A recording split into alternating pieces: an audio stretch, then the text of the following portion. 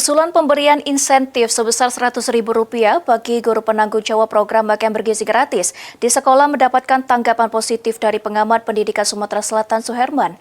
Ia menilai kebijakan ini sebagai bentuk apresiasi yang layak bagi para pendidik yang berperan penting dalam mengawal jalannya program makan bergizi gratis. Pengamat pendidikan Sumatera Selatan Suherman memberikan dukungannya terhadap usulan pemberian insentif sebesar Rp100.000 bagi guru penanggung jawab program makan bergizi gratis atau MBG di sekolah.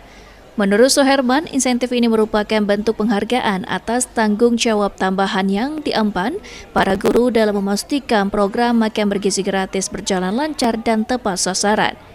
Meski begitu, Suherman menekankan pentingnya pengawasan dari guru penanggung jawab MBG di sekolah untuk memastikan makanan tersebut aman ketika dikonsumsi siswa. Hal itu untuk mencegah terjadinya hal yang tidak diinginkan seperti keracunan. Saya berharap agar keputusan Presiden tentang insentif MBG itu segera dilaksanakan karena ini sudah berlangsung beberapa bulan.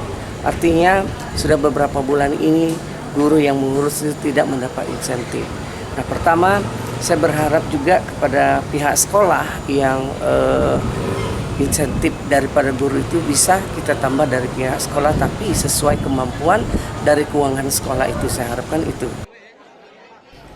Ia berharap insentif ini dapat memotivasi para guru untuk terus mendampingi siswa dengan semangat demi terciptanya lingkungan belajar yang sehat dan berkualitas.